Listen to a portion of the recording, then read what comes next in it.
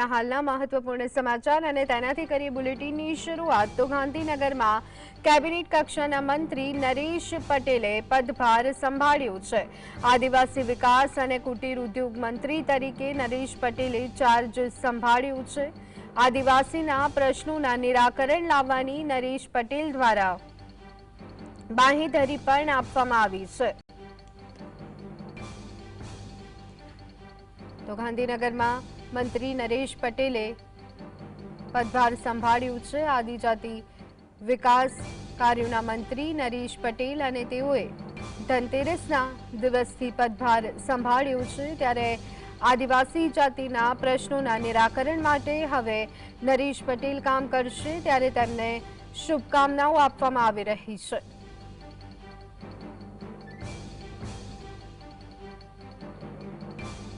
ભૂપેન્દ્ર પટેલ સરકારના મંત્રીમંડળનું વિસ્તરણ થયા બાદ નવસારી ગણદેવીના ધારાસભ્ય છે નરેશભાઈ પટેલ, તેમના દ્વારા આજે કેબિનેટ કક્ષાનો જે મંત્રી પદનો હવાલો છે તે સંભાળવામાં આવ્યો છે। પૂજા અર્ચના કર્યા બાદ જે હવાલો સંભાળવામાં આવ્યો છે, સીધી વાત નરેશભાઈ સાથે। નરેશભાઈ, આજે ધનતેરસના શુભ દિવસે મંત્રી પદનો હવાલો લેવામાં આવ્યો છે, કેટલી આશા છે કે આદિવાસી વિકાસ નિગમનું ખાતું તમને મળ્યું છે?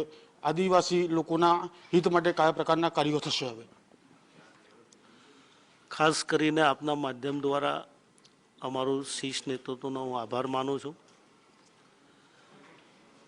આવનારા દિવસોમાં માન્ય મુખ્યમંત્રી શ્રી ભૂપેન્દ્રભાઈ પટેલ સાહેબ અને ઉપમુખ્યમંત્રી શ્રી અમારા હર્ષભાઈ સંઘવીના માર્ગદર્શન હેઠળ મને જે વિભાગની જવાબદારી મળી છે, બંને વિભાગો ખૂબ જવાબદારીપૂર્વક ચોક્કસ સંભાળીશ।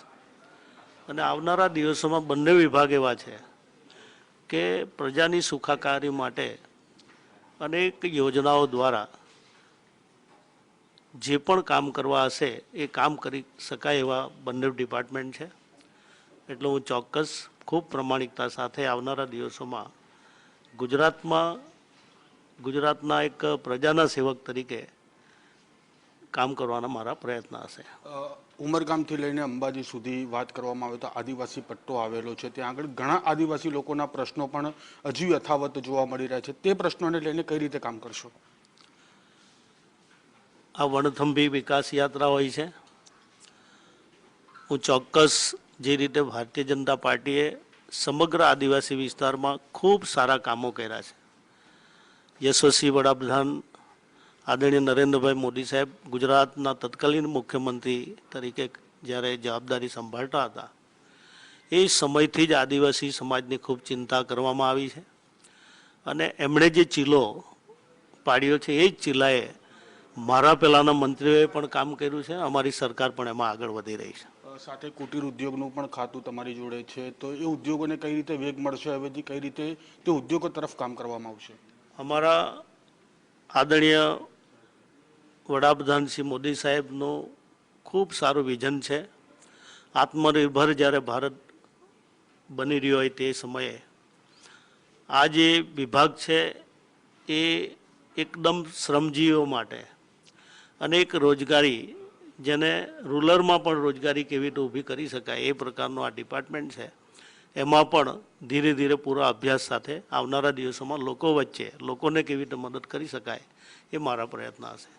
જી ચોક્કસથી આ હતા કેબિનેટ કક્ષાના મંત્રી નરેશ પટેલ। તેમના દ્વારા કહેવામાં આવ્યું કે આદિવાસી લોકોના જે કોઈ પ્રશ્ન હશે તે હવેથી નિરાકરણ લાવવાના જે પ્રયત્નો છે તે તેમના દ્વારા પણ કરવામાં આવશે। કેમેરા પર્સન મિત ભટ્ટ સાથે ધવલ બારોટ, GSTV, ગાંધીનગર।